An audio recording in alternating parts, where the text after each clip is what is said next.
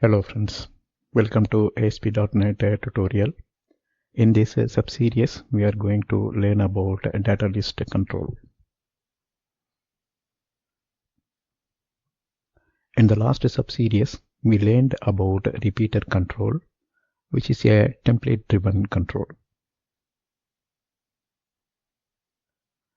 We must write all the markup within suitable template for repeater control. We already saw that in the previous sub-series, right? So we define the template, then we will add code inside the template.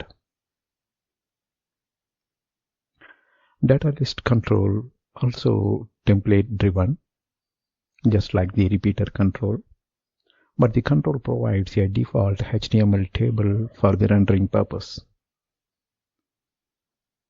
So even though the DataList control is a template driven, we have the capability of auto-generating the HTML table, and from there we can proceed.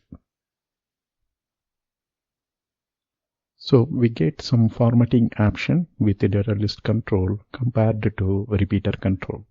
As already told, repeater control is completely data driven, but DataList control will provide some HTML table for us.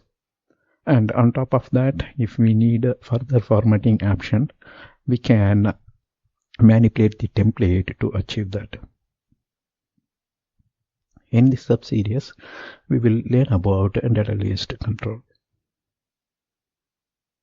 So there is no demo here. Thank you for watching. Bye.